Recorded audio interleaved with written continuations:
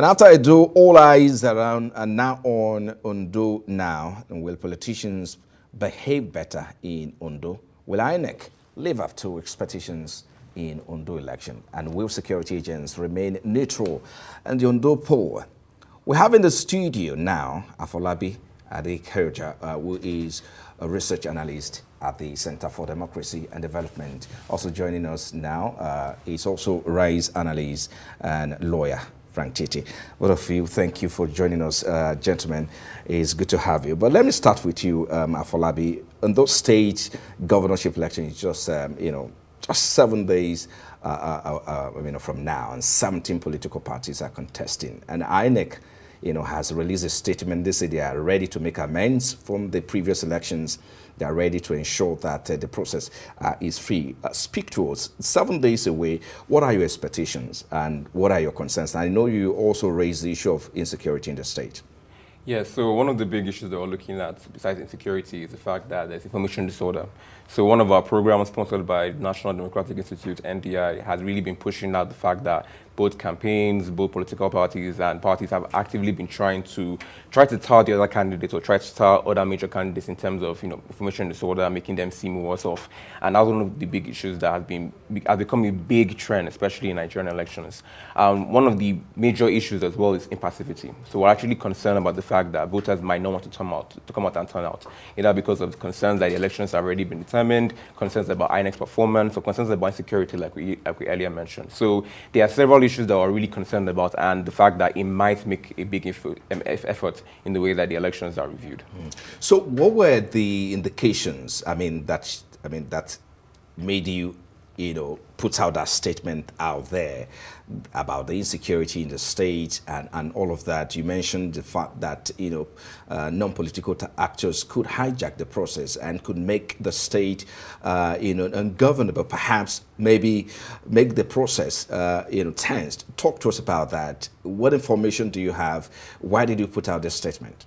So a couple of weeks ago, we actually went to Akure. We went to 3 different senatorial districts in the state, and we spoke to different focus group participants. And when we spoke to them, the recurring statement was the fact that there were several issues of non-state actors playing a very big role in the way the elections are going to be carried out. There were concerns that many of the political parties themselves might actively be trying to weaponize some of these particular groups to try to reduce turnout in opposition strongholds to make sure that they had a better result in the elections. There are also concerns about the fact that this might be a good avenue to try to get some more attention in terms of ransom and even just different attacks that are going on in different parts of the state. Now, while we are also quite mindful of the fact that security agencies have been quite clear and have been quite active in trying to really douse the tension, there is concern that if parties continue to have inflammatory rhetoric, for example, that they could make sure that the tension gets rise, and then that could also play a very big role in people even getting more scared. And obviously, the concern is that will have a very big very big effect, actually, the voter turnout, and people might not want to come out and vote. I'll come to you in a moment, Barrister Tietie, but let me follow up with a question. From your observation during the campaign, that are 17 political parties, of course, but we'll see major 2 political parties, the APC and, of course, the PDP. From your observation in their campaign, the messages put out there, did you sense any, violence, perhaps any comment that may put the other party perhaps in danger or maybe on edge? So it hasn't really been had negative in that particular regard. What we are seeing is that, for example, the APC has been fairly confident and has really been put in the sense that, come rain, come shine, that next elections will be a walkover for the party. The PDP has been showing that it actually can still be quite, a force to be reckoned with in the state. And yes, the rhetoric has not been as difficult, has not been as damaging as possible, especially during the public rallies. The concern really is what's going on when you talk to the different structure leaders, to the different, ward captains, different people at the local government level. And the concern that what they are saying is that there needs to be a very strong turnout to support different agendas. One thing that we're also tracking is the fact that, like any off-cycle election, there are very big implications for longer-term political analysis in the country. We have a president who will likely be going for re-election and will need to keep Ondo State on side and show that there's a very strong level of turnout. Ondo State actually recorded the second largest voter support for the president during the last election. So there's that concern that Ondo needs to really turn out and really show up. And also for the PDP, there are any candidates that are coming out, rumors about Oyo State Governors, Seyi Makinde, or even any other candidates might really need to show that PDP can still be relevant and can still really put that dent in the opposition party. Let me come to you now, Frank Tietie. I mean, looking back to Edo State election, what were the key lessons, or what do you think should be the lessons that we have learned from there? INEC has said, look, we've learned from our past. I mean, there should be an improvement. So speak to us the key lessons that you think we can take away and how INEC should apply to the Ondo election. If there is anything like voter apathy, it may not necessarily be as a result of the fact that the political parties have not done sufficient mobilization, but it may be a shortage of trust in the process, and that has to do with the fact that INEC has not generated enough confidence in the people with regards to its impartiality. So in the build-up to the Edo election, we recorded massive arrests of opposition figures who were supposed to be foot soldiers mobilizing for the PDP. That sent, the impression that INEC was being partisan, or its managers, the resident electoral commissioner or other members of the electoral management in that particular Edo State election were being subjected to one form of higher influence or the other that was against the interest of the PDP. So going into the Ondo election, INEC must now work seriously on its image in the eyes of the people of Ondo State, that it is indeed impartial, and it doesn't have any preconceived, worked out plan to support any political party. It's not being influenced by the president here in Abuja, because the chairman is also in Abuja, so that they can have a favorable outcome. But that does not mean that we should be unmindful of the power of incumbency that the All Progressive Congress currently enjoys in Ondo State. That can, in a way, if really show that the elections, because whatever INEC does or whatever the government does can easily be taken for INEC. On the other hand, we complain oftentimes, members of the civil society complain oftentimes that elections in Nigeria are often too policed. That is, I would say, over-securitization, permit me to use that word, of our elections, when you find too many policemen being drafted in off-cycle elections like this. But when CDD puts up that kind of report, or puts out that kind of report, indicating that there is strong likelihood of extreme violence, you wouldn't want to blame the police for overpopulating its the place with its officers and men. So in that regard, what we're experiencing and what we see in Ondo in the build-up to election is not different in the past 12 years, 3 election cycles that we've had. So you asked me a question, and should I believe INEC that it has learned anything? I said no. Have we as the people learned anything? No, we haven't, because the same old story is what we are experiencing. We're talking about improvement. What area specifically would you want INEC to improve on? Confidence. What are confidence. The So it should build in that INEC should address ahead of the exercise. The trust level is deficient. The trust, it is suffering a trust deficiency at the moment. It did in Edo State because of the instances I mentioned with regards to the fact that it seemed to have sided more with the ruling, the All Progressive Congress in Edo State particularly. But let me come to you. I mean, we've seen some level of, campaign from the various parties ahead of the election, and you talked about the fact that there are, rhetorics that, of course, perhaps it doesn't go down well with you from your observation. Some of the comment, the campaign slogans from both political parties, or the major 2 political parties. So for you, what are the key issues that are standing for you that you think the candidate needs to speak to going forward? Well, one of the major issues, especially for governors in the country right now, is really the impact of some of the different federal questions that the federal government has been trying to address. Issues around, the local government autonomy, issues around how the allocations will be carried out going forward, and even the proposed tax, reform bill. So one thing that's going to be quite key, and I think during the debate, the two main candidates tried to address that to varying degrees. But one thing that's going to be really important is really how they can show that their role as governors and then the role of the president, where they intertwine and then where their responsibility starts and stops. One big factor that we really kept hearing when we were in Ondo State was the fact that lots of people did feel that the federal government had failed. And there was a lot of concern, a lot of optimism actually for the president when he was elected. But there was also that concern that, a year on, issues have been quite difficult, prices have skyrocketed and issues are really still continuing to pile on. So that concern really now comes down to at what point does the governor's own responsibility start and where does the president stop? And it's going to be a very big question that leaders at state level, at local government level are going to be answering for the next couple of years. Let me come to you, Tietie. I mean, currently the PDP has just one slot in the Southwest, and that would mean an only child of the parent. If you look at it, should the PDP loses this election, speak to us. How much in terms of how might these the outcome of this election impact the political landscape of the Southwest, looking at the fact that we only have PDP one in the Southwest, which is, of course, the governor of Oyo State. Speak to us. I think you seem to be forgetting the very enigmatic governor of Osun State. I think it's PDP. Yeah. Oh, yes. Of course. I mean, that's I'm just talking about Governor Adekaiyoja. Yes. There is no doubt that the PDP is putting its acts together. It's a very refined party by many standards. It doesn't matter whether it's no longer in power, but if it were not as a result of its refinement, it probably would have still been in power. The likes of Governor Seyi Makinde and Governor Adeleke have played the kind of politics that is, historically associated with the Southwest Nigeria, politics of people power and then, speaking to issues and all of that. There is a burden on Governor Idetawa at this time because realizing that the original mandate holder,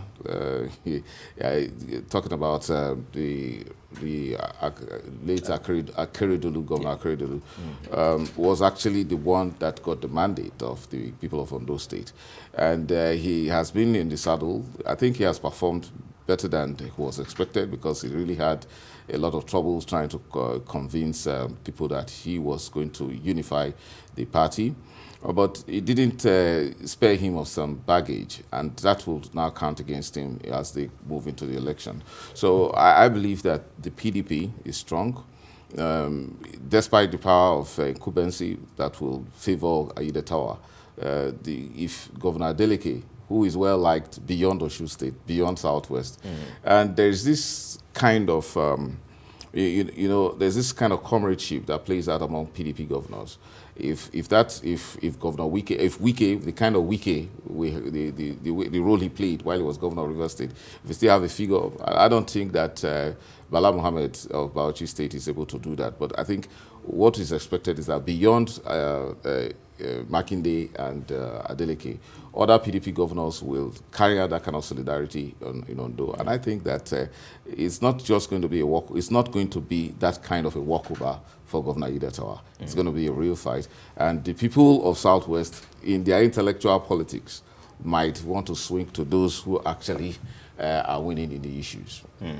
Let's look at the role of observers, like the CDD and, of course, the other international observers in an election like this. I mean, how critical is your presence? That's it. And, of course, what role will you be playing to ensure a fair and a transparent exercise?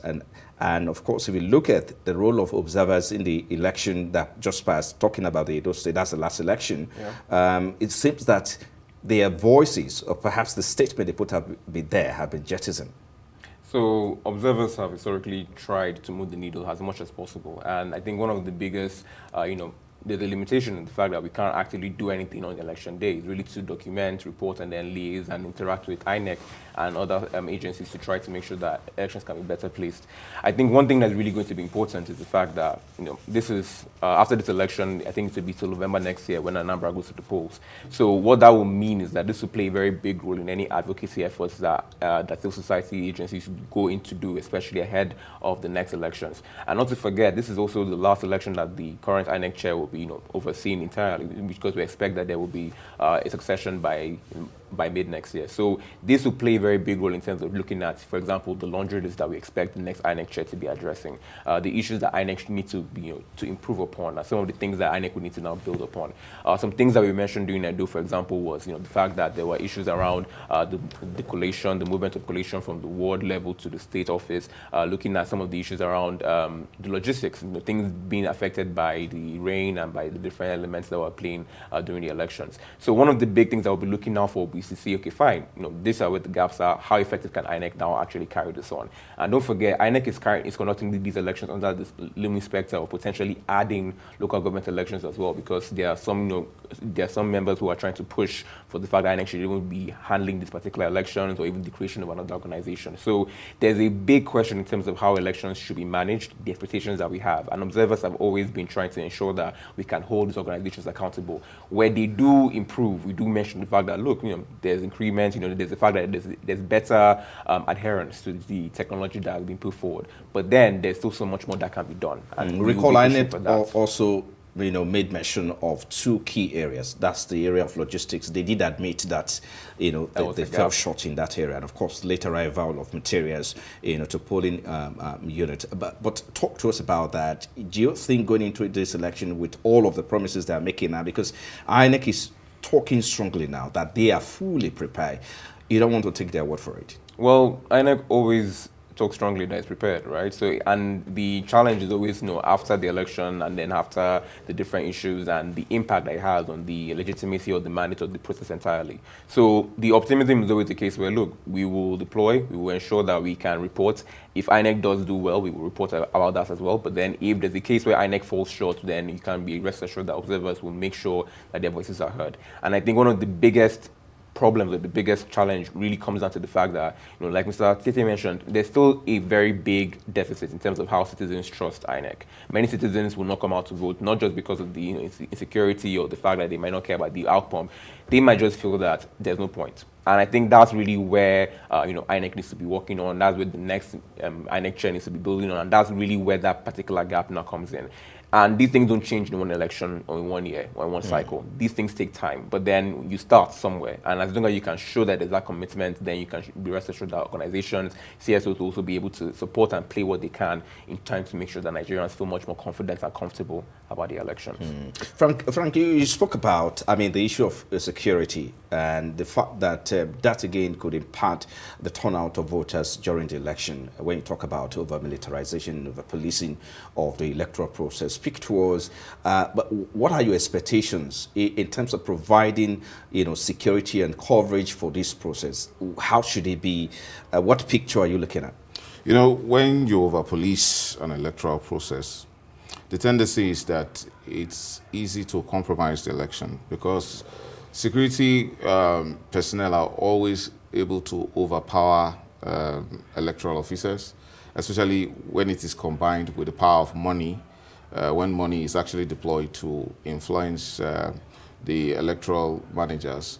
So in the report before this discussion, we talked about vote buying, but he forgot about the kind of undue influence that money has on the people, on presiding officers and other election managers.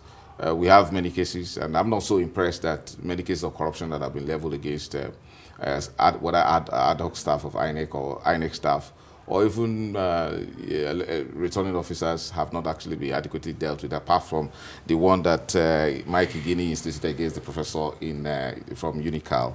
So that idea of over-policing is as a result of the fact that we are still, our politics is still at the very primordial stage where we still have to use force to scare away voters in places, in strongholds where a politician thinks that his opponent has a stronghold, and then he deploys brute force in terms of using armed gangs and all of that. It's a very big problem. We cannot run away from now over-policing it. I cannot end without saying that I have much respect for the work of civil society organizations, research and development organizations like the CDD. But it appears that over the years, this idea of election observation has become quite useless to the Nigerian electoral process.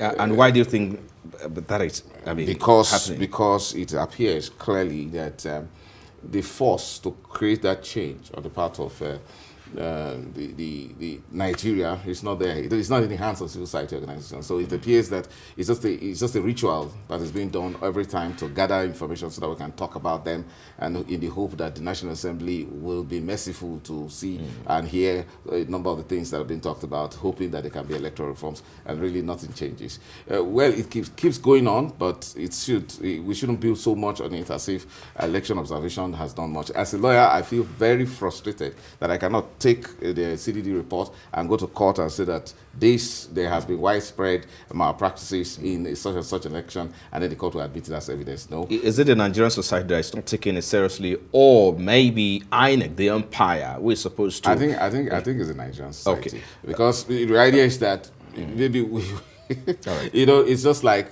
all of us are going through the motions, whether we're observers, whether we're voters, whether we are politicians and all that. At the end of the day, it's the person who is able to, capture power in whatever way that prevails. Let me quickly allow you to react so that we can wrap up now. Yeah, because I think that, the big challenge really is the fact that everybody's playing their own different parts, right? And observation continues to be very important, because as long as you have people who are actively making sure that are actually highlighting these particular issues, then you can actually make that case. The media puts their attention, lawyers go to court. But I think one of the biggest issues is the fact that as long as you have observers, you have citizens who are actively putting their lives at risk and actively going out to make sure that Nigerians know what's going on. And I think as long as you have observers, it might not be as quick as you expect, and that's really where the challenge is. But it's really about making sure that you're playing your own different parts, and all together we can collectively try and build a Nigerian election system that we can be proud of and that we can actually believe in. Hopefully, we hope to see a change and improvement in this coming election. Thank you so much, gentlemen. Afolabi Adekaiyoja is a research analyst at Center for Democracy and Development. Thank you for coming. And Frank Tietie, lawyer and a rights analyst. Thank you for coming on the news.